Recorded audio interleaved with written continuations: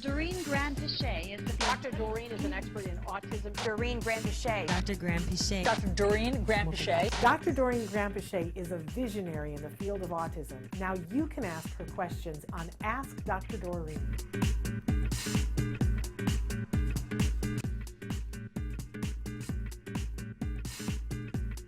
Carla wrote in and said, this is a question regarding reinforcers.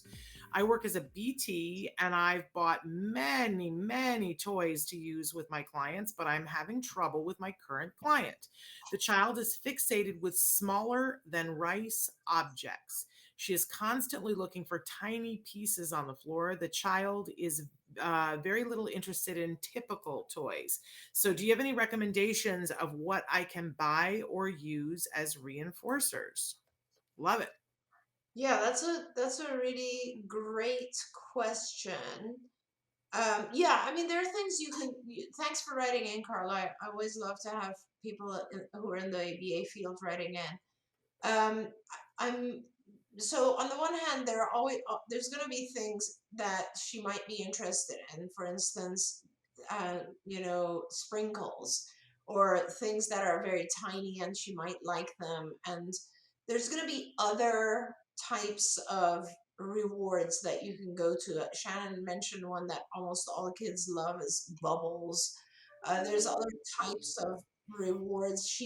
I'm thinking along two other lines. Instead of thinking, can I find tiny rewards? I'm thinking more along the lines of, what is she getting out of looking for these tiny pieces on the floor? Is it that she really wants tiny items? Or is it that she has a need for some sort of textual type of thing, tactile type of thing where she's trying to pick things up? So I don't know, test that theory out and figure out, because it's very unusual to just enjoy only tiny rewards, right? So there's something having to do with the action of maybe finding or picking up tiny things or looking for tiny things. That might be rewarding too. That's one thing. The other thing is, obviously you want to be very concerned because, when you're looking at tiny things, of course, children tend to take tiny things and ingest them, which might not be a good thing. So you want to watch out for pica and make sure that doesn't happen. But as usual, whenever autism is such a puzzle that always gets me thinking, that's probably the main reason that I loved staying in this field, is that it's a puzzle. You're always trying to figure out what's going on with the child. And as you observe, Carla, try to figure out, like, is this child receiving tactile, textural input? Is that what she's seeking out? Is it maybe more of a visual type of stimulatory activity where she's looking for tiny things? What's the action that is rewarding? Because I don't know that, I'm just guessing that it might not be the actual object, but more the process that she's going through that might be appealing or rewarding. Yeah, it's so fascinating, right? Like, I want to know more. The first thing that I want to know is what happens if you give this child a magnifying glass. Like, if you give the child a magnifying glass and they're looking at the thing that's really tiny, do they love that or do they hate that? Because it's probably one or the other, right?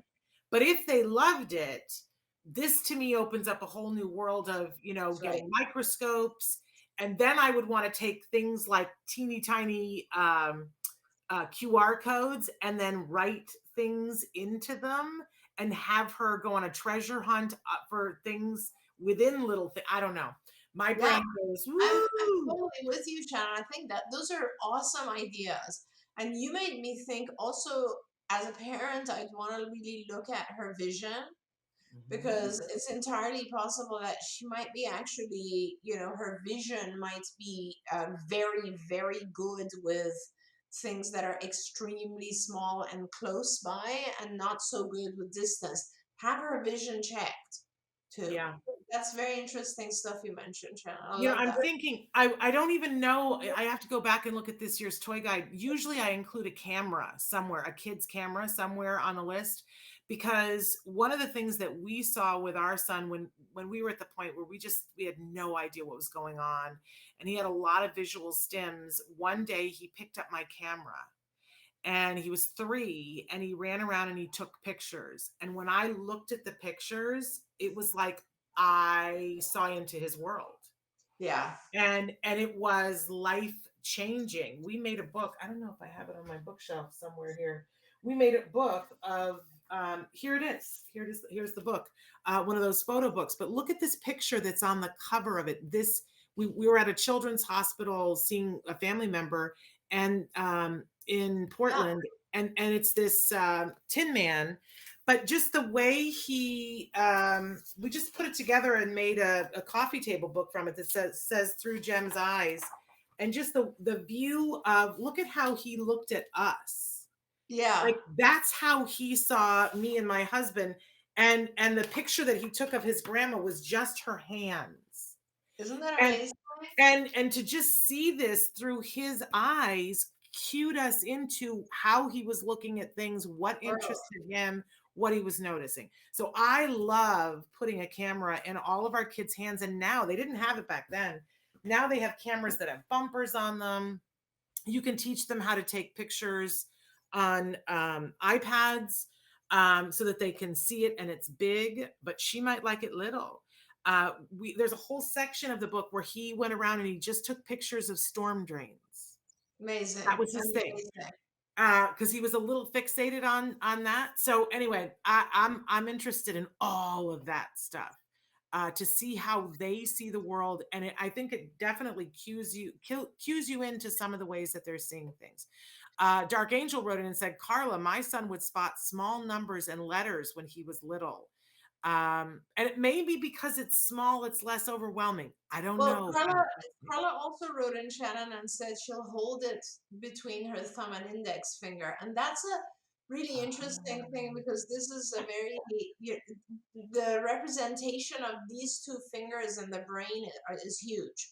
So she's actually gaining some sort of sensory input by putting them here, right?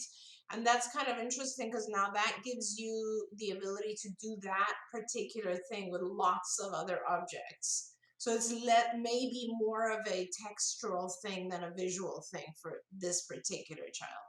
Except when she's holding it between the 2 fingers, I just want to ask, is she holding it up like that? Yeah. Because a lot of our kids, I didn't know this till years later with my son, when a developmental ophthalmologist said the reason why he's doing that is because he can't focus if he's looking in the middle. His eye muscles would jiggle. And so if that's the only way she can see it, that could be too. Isn't it fascinating? I just want to spend an hour with this child and play, because I love play. I'm all about play, as you guys know, and the way kids play keys into who they are and how they view the world. And I think our kids are just amazing, as you guys do too.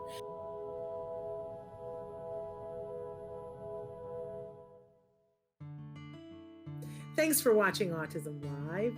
If you found anything helpful in this video, please give us a like. In fact, make sure that you smash that subscribe button on YouTube and give us a like on Facebook.